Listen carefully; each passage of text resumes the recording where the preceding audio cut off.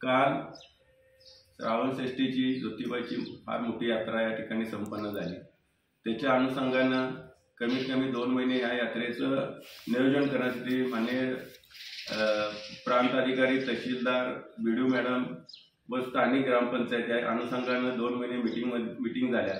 त्या मीटिंगमध्ये ही यात्रा अतिशय व्यवस्थित पार पडण्यासाठी सर्वांनी मिळून ही चांगली यात्रा पार पडावी असा संकल्प केला होता। परंतु तहसीलदार आणि प्रांत अधिकाऱ्यांनी वारंवार अन्न व भेसळ प्रतिबंधक अधिकाऱ्यांना नोटीस किंवा फोन करून बोलवून घेऊन सुद्धा या अन्न भेसळ प्रतिबंधक प्रत्येक वेळेला या ठिकाणी त्यांनी टंगळमंगळ करून या ठिकाणी न कारवाई करण्याचं कारण आजपर्यंत आम्हाला समजलेलं नाही। परंतु अन्न आणि भेसळ प्रतिबंधक गेल्या चैत्र यात्रेमध्ये 2000 किलो पेढा या ठिकाणी जप्त करण्यात आला होता।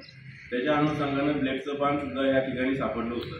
त्याच्या अनुषंगाने ह्या यात्रेत आज जर 700 ते 800 किलो पेढा जप्त झाला तर अन्न भेसळ प्रतिबंधक अधिकारी हे काय काम करतात तिथं मला जरा शंका यायला लागलेली आहे।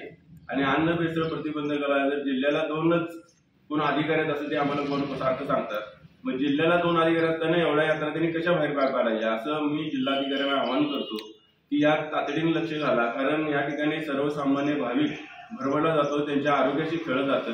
लहान मुलं प्रसाद म्हणून खातात आणि त्या लहान मुलाला काय जीवित धोका झाला तर ही सगळी जबाबदारी मी जिल्हा प्रशासनाच्या हलगर्जीपणामुळे असं म्हणावं लागेल। कारण 3 वेळा जर हे प्रकार ह्याच्यावर उघडीस असेल, त्याच्यावर कारवाई होत नसेल, त्या अनुषंगाने जर कारवाई मोठी याच्यावर केली नाही तर मी स्वतः जिल्हा प्रशासनाच्या विरोधात उपोषण किंवा तीव्र आंदोलन सगळं भाविक घेऊन तुमच्या समोर तीव्र आंदोलन करण्यात येईल।